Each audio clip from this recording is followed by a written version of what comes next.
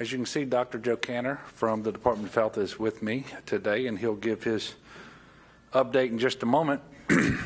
Before I begin, I did want to speak just a moment. I returned a little bit ago from the memorial service for Governor Buddy Roemer. And, you know, he was obviously a dedicated public servant who, as a congressman and as governor and as a citizen, loved the state very much. And it was a very powerful, I thought, and beautiful memorial service.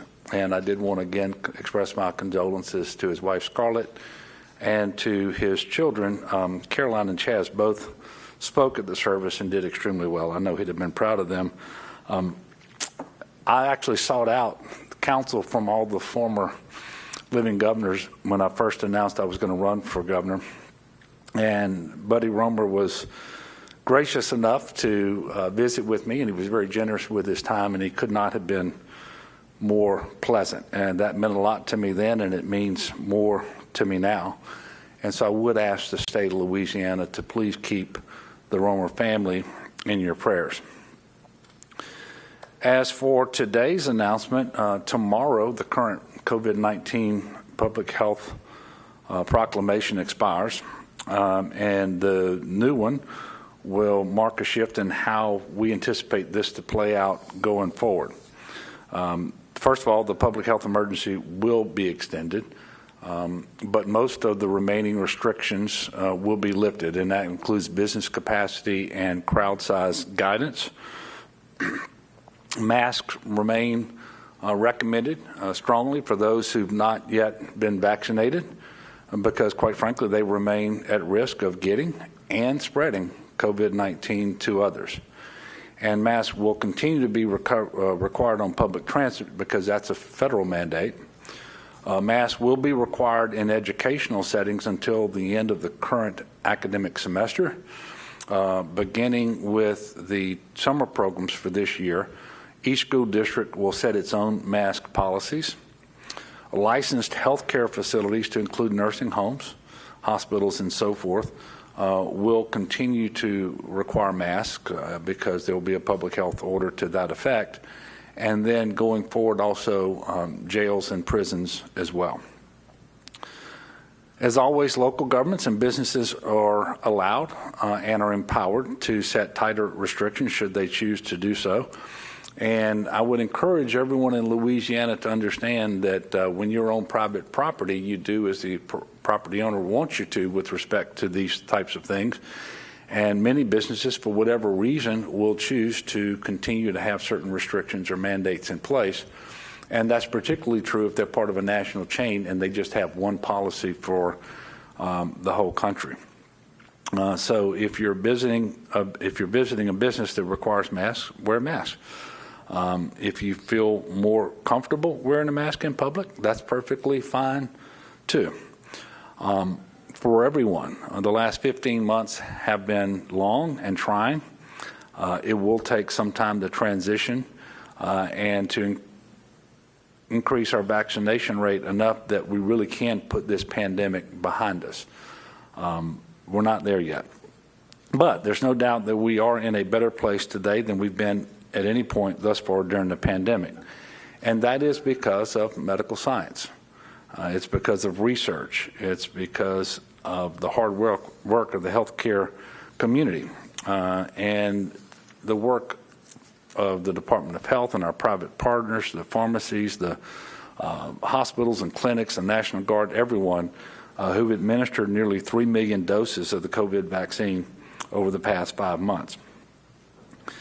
It's because more than 1.6 million Louisianans have at least started the vaccination process in order to protect themselves and their loved ones and their communities, and they're doing their part, quite frankly, to be a good neighbor and help us and the rest of the country move past this pandemic.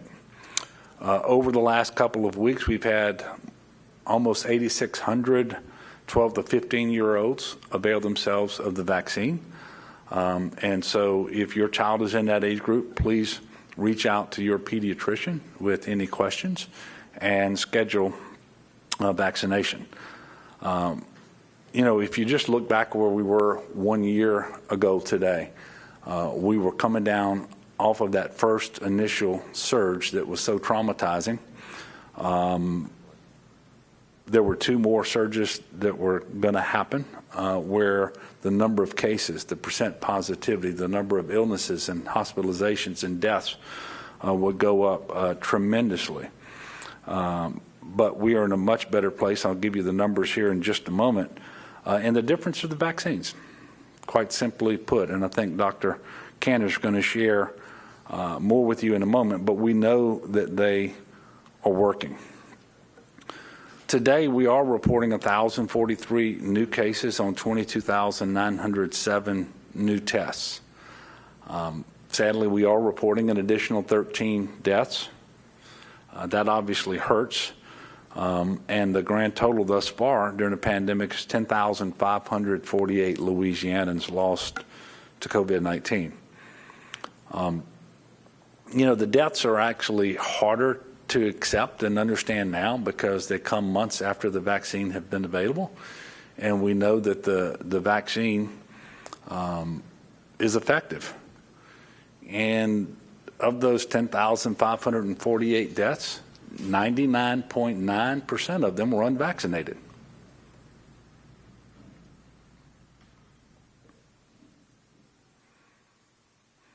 We have seen a steep drop-off in deaths among the older population, and that's quite simply because the highest percentage of people who are vaccinated in the state are those who are older. I think we're right at 75% of those who are 65 and older have at least started their vaccine series, and Dr. Cantor will give you more on that in just a moment. We are at an all-time low since the start of the pandemic, and the number of hospitalizations we're reporting today is 269 across the state, 28 of whom are on mechanical ventilators. So you may be wondering, if we're doing so much better and we're 14, 15 months into this now, why do we continue the proclamation? Quite simply because we have an awful lot of work to do. And the public health emergency allows the state to stay in the response mode to support local efforts and make sure that we are moving forward with the required immunizations and testing and the different things that are required every single day. For example, the National Guard. They have nearly 1,000 soldiers activated in support of emergency operations. They have administered right at 375,000 COVID tests. They work at food banks. They packaged about 29 million pounds of food thus far. They have administered nearly 67,000 COVID vaccinations to the public. The Department of Health is also using state assets to respond to COVID, as are a number of other agencies. To put this into perspective, GOSEP is tracking more than $1.1 billion in state and local government spending that is fully reimbursable by FEMA. So we're going to keep the emergency order in place, and we'll keep renewing it every 28 or 30 days as long as the federal public health emergency also stays in place. And I want to tell you, COVID is not over. We are not yet on a one-way street that carries us only away from the pandemic. And that's quite simply because we don't yet have the percentage of people vaccinated in Louisiana that we need to have to feel that degree of comfort and confidence. But every day we get a little bit better, and more people are choosing to be vaccinated, but we have a lot of work to do. I anticipate that this may be the last press conference where I discuss the actual emergency orders, because if they change, we'll certainly let you know. But there just isn't a lot left out there to discuss. I will be with you again next week because the session continues next week and the week after as well. So at this point, I'm going to turn it over to Dr. Cantor, and as always, I'd ask you to ask him whatever questions you have while he's up here, and then when he's finished, I'll come back up to wrap up and take your questions as well.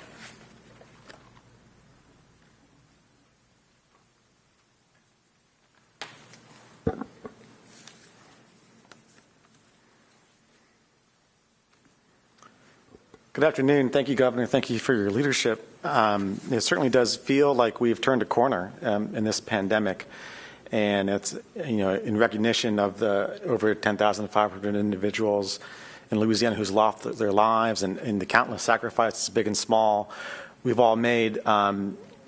It does feel good. I mean, it's turning a corner doesn't mean that you're off the road, and there still is reason to be careful and vigilant, particularly if you are not yet fully vaccinated.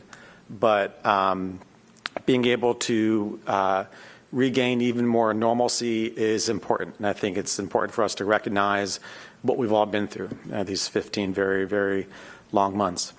I'll talk a little bit about what allows us to safely roll back some of the measures that the governor alluded to, and this has been a progressive process. As the pandemic has unfolded, at each step, we really have let the virus lead. And when cases had gone down and the risk in the community lessened, it has allowed the state of Louisiana to roll back more measures and regain more and more normalcy. And that process clearly continues today. What specifically allows us right now to do it are a few things. Number one, cases are down. They're down across the state from where they were in months past. The risk is not zero, but it's certainly less than it was, let's say, around New Year's time and before that. And I'll talk a little bit more about those numbers in a second. We've now been below 5% positivity for about 4 months, and that's longer than most other states have. That's significant. The vaccines right now are widely available. In fact, it's never been easier in the history of the United States to get a vaccination of any type. You can get a free Uber or Lyft ride to any vaccine site. There are 1,500 vaccine sites throughout the state. There are no waiting lists. It has never been easier to get a vaccine, and that is significant. The vaccines that we have available to us, the Pfizer, the Moderna, and the Johnson & Johnson, remain good matches for the significant variants that are circulating at this point in time. That is significant. And we have much more knowledge right now than at any point prior about how this virus spreads from person to person and what individuals can do to protect themselves, should they choose to. All of those allow us to safely regain even more normalcy with the new proclamation that is about to be issued. I'll tell you, part of this process is going to be trusting each other. And if you remain unvaccinated, or if you've been vaccinated but not yet 2 weeks out, so you're not yet fully vaccinated, you still have risk to yourself of getting infection, and almost more importantly, you have risk to other people to spread it.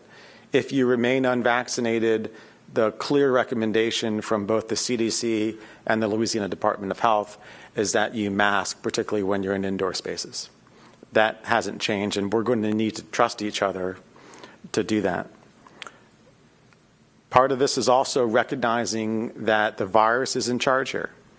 And as we've done every step of the way, should cases go up in the future, should we have another spike, should hospitals get busy again, there might be the need to roll some of this back or to get more aggressive with masking across the board. And as adults, we just need to accept that. But right now, the numbers look good. Let me talk briefly about what those numbers are and what the virus is doing. On the slide, you'll see the same 4 charts that we've looked at each and every time that we've entered into a new proclamation. And as they were last time we met, these continue to be very reassuring to me. I'll walk you through them. On the top left, you'll see what's called COVID-like illness, or the percent of emergency department visits that are attributable to COVID-like symptoms. It's a rough measure of are people coming into hospitals with symptoms suggestive of COVID, and we've been relatively flat for the past 2 weeks now. On the top right, you'll see the incidence graph. This is the number of new cases positive tests, unique individuals, so new diagnoses for an individual that get reported to us in the Department of Health every day, smoothed over a 7-day rolling average. And we've been on a large decline or plateau, a low plateau since the end of February, really. And then for the past 16 days, we've been on a discrete decline. They've been decreasing. And that's reassuring. On the bottom left, you'll see the combination graph where the purple line up top is the number of new tests being conducted across the state every day. We've held relatively steady the past month. We're on track for the month of May to conduct about 400,000 tests. And we know that that's an adequate number to get good visibility on the virus because our percent positivity remains low. Should the percent positivity go up, you really do worry if you're testing enough or not. We feel confident that we are testing enough to have good visibility on the virus. And then those orange bars on the bottom show percent positivity. We update this every Wednesday. I just got word as I was walking in here that the number for tomorrow, for the week ending today, will be 3.3%. That's down a tick from 3.4% on the week prior. And as I mentioned before, we've been below 5% positivity for about 4 months now. And perhaps the most meaningful measure to us is the bottom right, the number of patients who are COVID positive and hospitalized in hospital beds throughout the state day on day. And for the past 2 days, we've had new lows in the state of Louisiana. And today is a new low. 269 COVID positive patients are hospitalized throughout the state. That's the lowest number that we have had since we started counting this in March of 2020 for our first spike.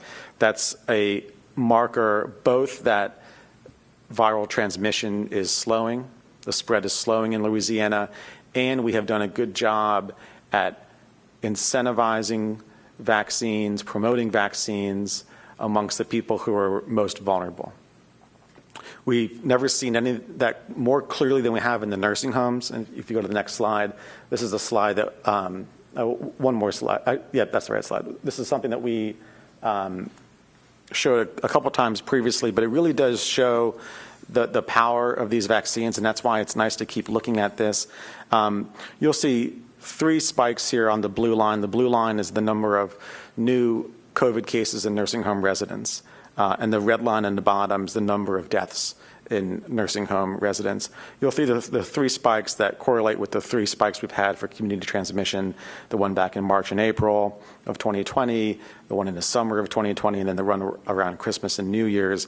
And then right after that Christmas and New Year's spike, you see that blue line going down almost all the way to the bottom. That directly correlates with the increased vaccination coverage amongst nursing home individuals, clearly showing how powerful these vaccines are. And as the governor has mentioned a couple times in the past, in one of the most difficult to control areas there are. Nursing homes are challenging for COVID because it's a close congregate setting where the virus can spread very easily, and the individuals who reside there are amongst the most vulnerable. As of today, 83% of nursing home residents across the state have either initiated or completed the vaccine series, and that is profound. That's why you see that graph take such a sharp turn down. 42% of nursing home staff have initiated or completed the vaccine series, and as we've said a couple times before, that's a number that we're eager to see increase. It's creeped up a percentage point here and there over the past few weeks. We would like to see that number continue to go up. We watch the variants as we have been, and I'll walk you through where we stand with the variants. In short, I'll tell you that the good news here is that every variant of concern that we are tracking remains a good match for the available vaccines, and that is really important.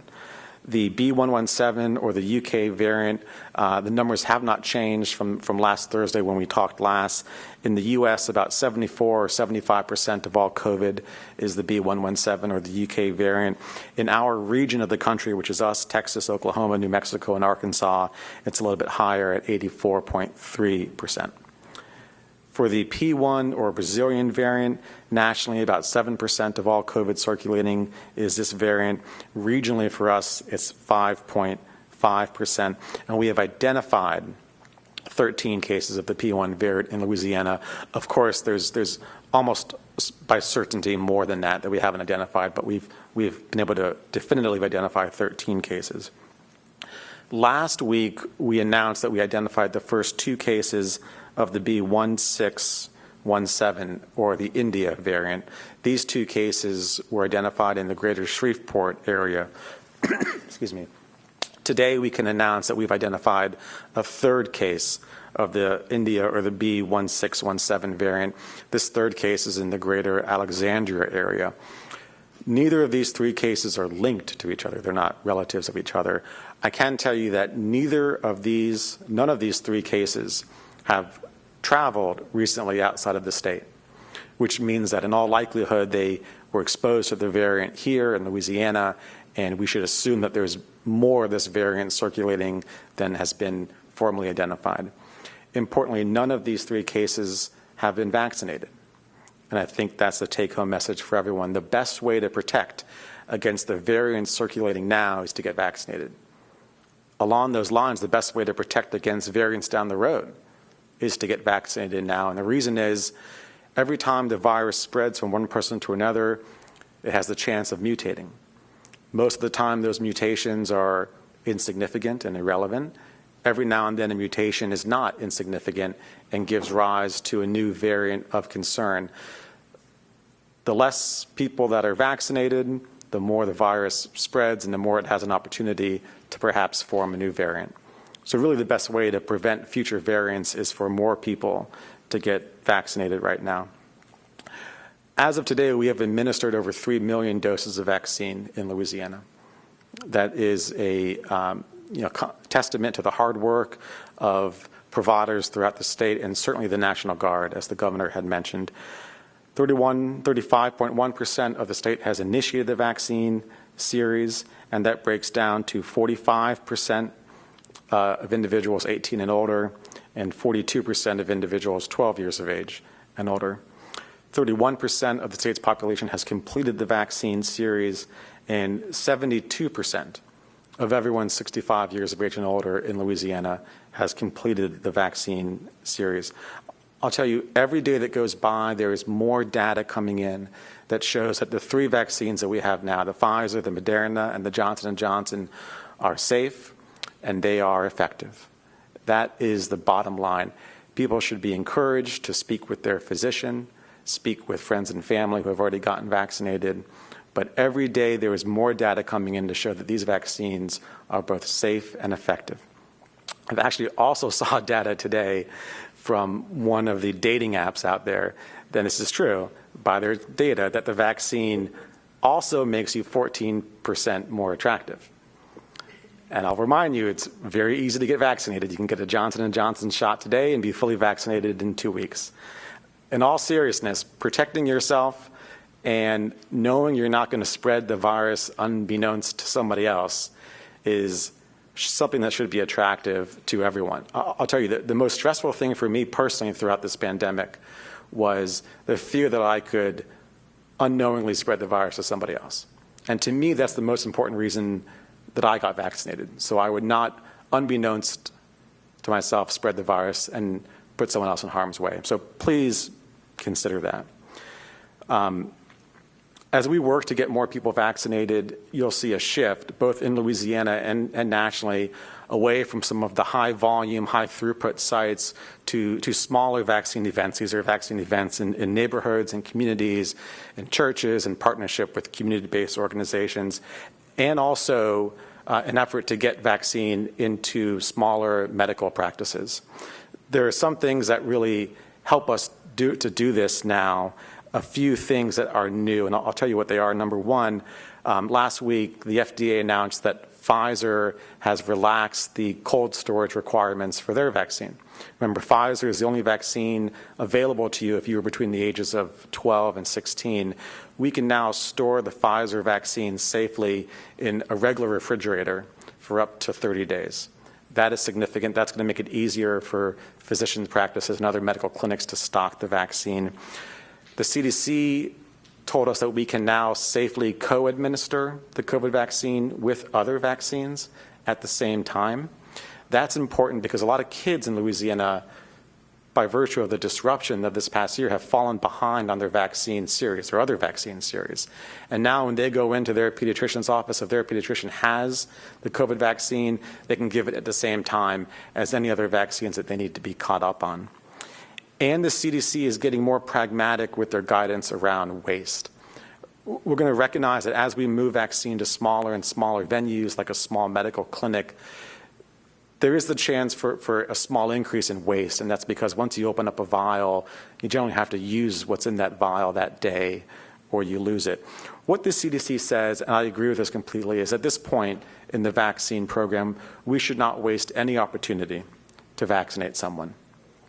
Meaning if someone comes in the clinic towards the end of the day, it might be worth it to pop that vial, even if there'll be a little bit of waste, because each vaccine given is potentially a life saved right now. So we might see a little bit more waste. I can tell you to date, we have wasted in the state of Louisiana, or lost, just shy of 12,000 doses of vaccine. That's on 3.85 million doses delivered to the state. So our waste or loss percentage is 0.3%, which is relatively low.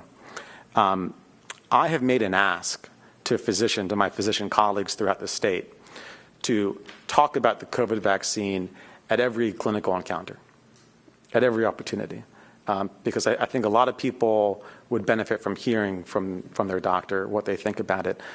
I've made that ask to doctors across the state, but what I'd like to ask you is don't wait for your doctor to raise it in conversation. If you have not yet been vaccinated, or if family members of yours have not yet been vaccinated, take the initiative. If you have questions, reach out to your physician or your medical provider. Ask the questions that you need to ask to feel comfortable. I guarantee you're not going to be the first person to ask those questions. I'll pause there. I'd be happy to answer any questions if there are any. Yes, sir. Are you aware of what the timeline is looking like for the other vaccines to be approved for residents 12 years and older? Absolutely. The question is, when are the other vaccines going to be available for younger individuals? We got some good news late last night. So Moderna announced data on their trial of individuals going down to 12, and their data, from what this is self-reported by the company, so we haven't verified it yet, but it looks very similar to the Pfizer data, which is extremely efficacious and safe for those younger individuals. Moderna plans to make formal application to the FDA to amend their emergency use authorization in the coming weeks, and then we'll see how long it takes the FDA to decide on that. It took about a month for them to render a decision on the Pfizer. So I would expect between 1 or 2 more months time for us to be able to use Pfizer down to 12 years of age, if the data turns out to be what they reported it to be last night. How about Johnson & Johnson? Haven't heard yet. Yes, sir. How do you think the pandemic will change as the summer months carry on and things get hotter and maybe more people are together inside? I mean, what do you expect to happen? Yeah, that's a great question. And the short answer, in all honesty, is I don't know. I can tell you how we're going to proceed, and that's letting the virus lead the way and continue to regain normalcy and be prepared to roll back if we need to. One of the concerns of mine is, what happens in the summer months here is analogous to what happens in the winter months up north, which is the weather drives people indoors more, and we know that that can increase transmission. So that's a liability for us. On the other hand, what we have going for us is that the vaccines available are plentiful in supply, and they're still a good match for the variants out there. It's really easy to get vaccinated. So I think that's going to be, what determines it. I'll tell you, if more vaccinations happen, if more people choose to get vaccinated, and if people follow the guidance, which is if you're not fully vaccinated yet, you still wear a mask when you're indoors, I think we're going to be well protected. If either of those two things don't happen, I think we'll be at liability, but we'll have to wait and see what happens. Great. Thank you.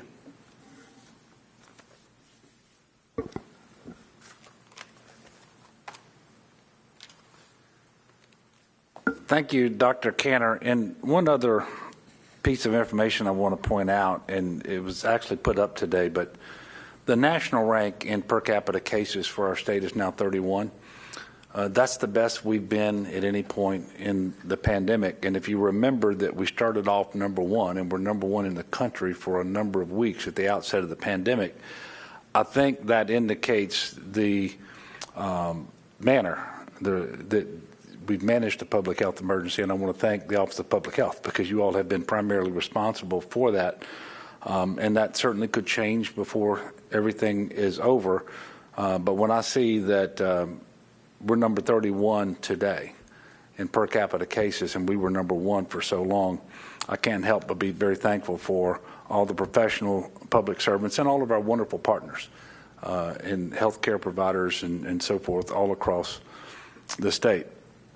I know that this week we finally have some nice weather, and so people aren't wanting to focus on bad weather. By the way, the weather's good this week, but we still have several parishes with low-lying areas where they're still engaged in a flood fight because of all the rain that we had last week. But hurricane starts 1 week from today. I'm sorry, hurricane season starts 1 week from today. So please, everyone, do what you need to do to make sure that you and your family are fully prepared. Go to getagameplan.org. It's got a listing there of all the steps you need to take, the supplies you need to have on hand. The rule of thumb is to make sure that you and your family can stay in place successfully for 72 hours. Obviously, we will always endeavor to deliver assistance as soon as possible and hopefully long before 72 hours.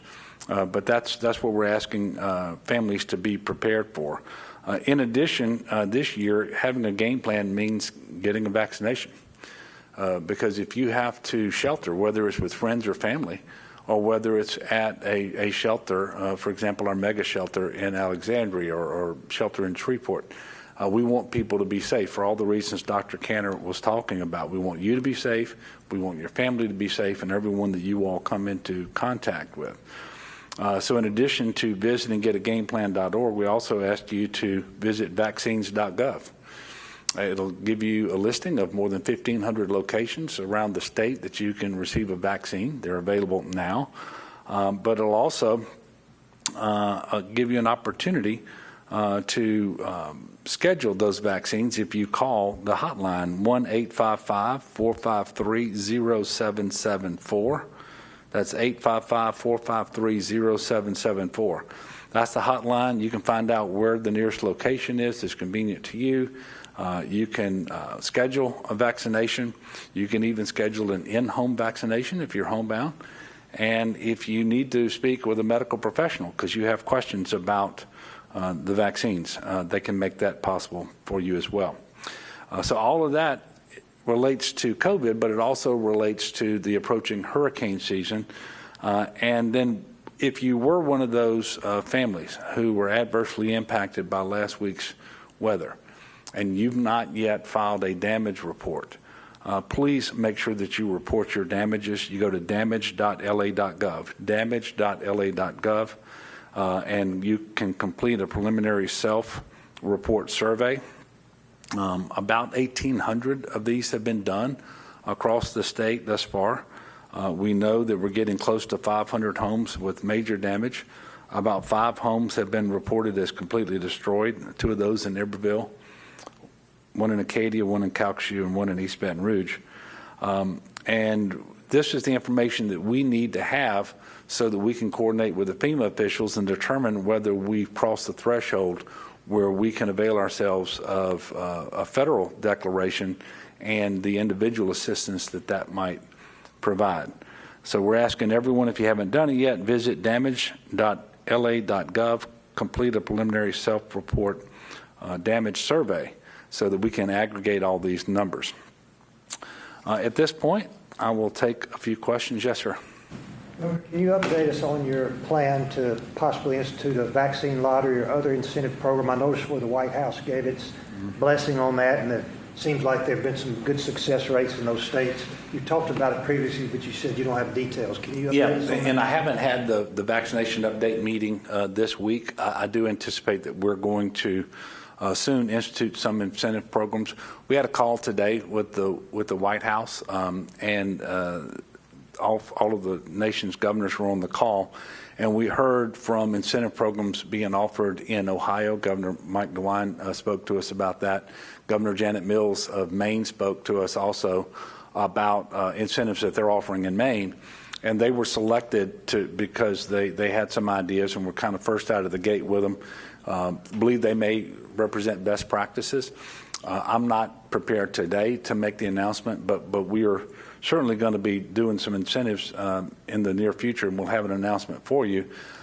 I just hope people don't wait till there's an incentive, and that they will take as an incentive the promise that a vaccination offers for your health and for the health of your relatives, your coworkers, people that you go to church with, strangers you don't even know.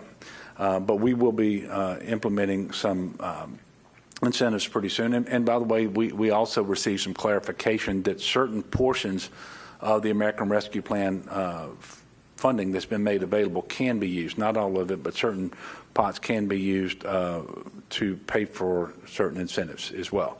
But well, we always appropriate federal dollars to the legislature here in Louisiana, and so it would require coordination with the legislature. But this clarification just came down, and so we're starting to look at it right now as to what we can do. Yes, ma'am. Have you started those conversations with the legislative leadership about what kind of funding you would need and what you're looking at? Because obviously time is getting short. No, you're right, and we have not. Again, we were just told, I think today in the call, that certain funding is going to be available for those purposes, and I need to look and see where those dollars are, because they're not part of the large, as I understand it, they're not part of the $3.1 billion large American Rescue Plan funding stream. They're parts of little pockets that have already been made available to us, and so we'll be looking at that and getting with the legislature. Yes, sir. So Biden announced that he's doubling federal funds for ahead of this hurricane season. So how do you expect that money to be spent, and how it'll help prevent some of the damages? Yeah, well, and I know that there's going to be particular emphasis on those areas that have particular challenges because of their socioeconomic conditions in terms of creating more resiliency. I know that there's a doubling of funding to, I think it's $1 billion this year. We haven't been apprised as to how much of that's going to be available to us, or exactly, where we would spend it and so forth. So I don't have the details for you right now, but the resiliency is something that's very important for us, as you know, in Louisiana. I mean, just last week, we didn't have a named storm, but we had a number of parishes who suffered flooding and continue to suffer flooding. And we have homeowners and business owners who've suffered losses as well. And one of the things that we continue to emphasize with the White House and with the Congress is the need for a disaster appropriation so that we can not just repair damage, but so that we can become more resilient in the future and not suffer all of the devastating damages that occur from these natural disasters. But that announcement came just the other day, and it hasn't been broken down in terms of state by state what we're going to get and how that funding can be spent. But we certainly welcome any funding we can get in Louisiana that would enhance our resiliency. Yes. I guess nationally, there's sort of celebration of some kind today about reaching 50% of adults vaccinated. Louisiana's lagging behind, obviously, and nowhere near that number. I mean, what do you think that says about Louisiana? And is there any, course correction that you think your administration needs to do to bump that number, or why are we lagging? Well, that's a great question. I guess I would start by saying, why is there more hesitancy here than there is elsewhere? I don't think that's tied to our approach at the state level, and in fact, that seems to be a regional issue. And if you look at the percentage of eligible folks who've actually initiated their vaccination series, I think we're second to last in the region. If you look at those who've actually completed the series, we're second or third best, but that's in the region. And admittedly, this is in terms of vaccine utilization, the poorest performing region of the country. So not great numbers by any stretch. All I can tell you is we're working extremely hard every day to make it more accessible, more convenient, to instill more confidence. And quite frankly, we always knew we were going to get to this point. We just hoped and believed it would be much later than it actually came. But making sure, for example, that every physician-patient encounter doesn't just allow for an opportunity for the physician to speak to the patient about the necessity of being vaccinated and how safe and effective they are, but also having that vaccine there so that it can be administered on the spot. Doing that in emergency departments, doing that upon discharge from hospitals for people who are unvaccinated, and all the clinics, including now the pediatric clinics, for example. All the clinics where people who are especially vulnerable to disease have to go. So whether you have heart disease, kidney disease, or diabetes, you know it. So we're doing all of those things. We have over 1,500 locations in Louisiana today where vaccines can be administered. If your church contacts us, we'll go do a vaccine event at your church. If you can get enough employees, we'll come to your place of work. If you've got other areas where you know that a number of people are going to be gathered and want vaccines, contact us. We'll come out and do that too. So quite frankly, we're always working to improve. We're never going to say that what we're doing is enough or that it's perfect and we don't make mistakes. But quite frankly, it's hard for me to see how the state effort is responsible for the lagging rate of vaccinations. We just have to instill more confidence in the people. And again, this seems to be an issue in our region. And quite frankly, it's not one that I can explain very well because it's hard for me to understand it. We know that the vaccine is safe and effective. We know it's the way through the pandemic. I mean, just think about that chart he showed you a while ago with nursing homes. That's with nursing home residents at 81%, I think now, who are fully vaccinated. These are people who, by definition, are vulnerable to disease because of their age, because of their comorbid health conditions, and they live in congregate settings. And the cases and the deaths have declined so precipitously, and they're almost at the y-axis now. And if that can be achieved at 80% in that setting, just think what will happen if we can get to 60 or 70% overall. And so we're going to continue to work extremely hard, and we're not giving up. It's just harder. And but I will tell you that the people will have to be the ones that ultimately choose to avail themselves of the vaccine. We just want to help them make that decision and make it available to them on the spot when they do make the decision. Yes, sir. Bel Edwards, last week, Louisiana State Police released the body cam footage in the Ronald Green case, and the world got to see what Louisiana State troopers did on that video. What's your response to that, and do you think their actions were becoming of a Louisiana State trooper?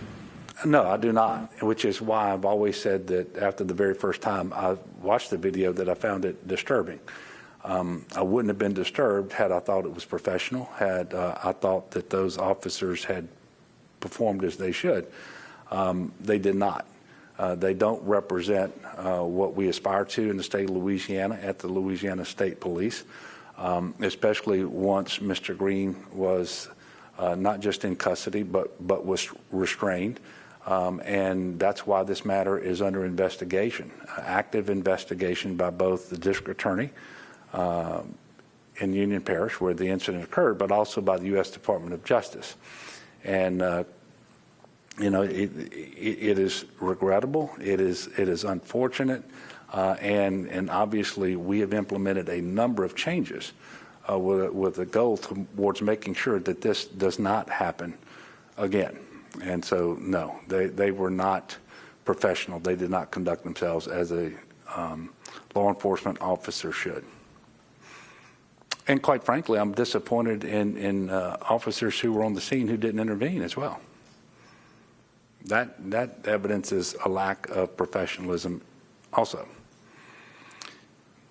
Okay, look, thank you all very much. The next press conference will be next week? Thursday? Yeah. All right, so not this Thursday, but next Thursday, and we'll see you then. And again, I would ask people to keep the Romer family in your prayers, and let's pray for one another, and let's get through this pandemic. Let's make sure that we're vaccinated. Thank you all.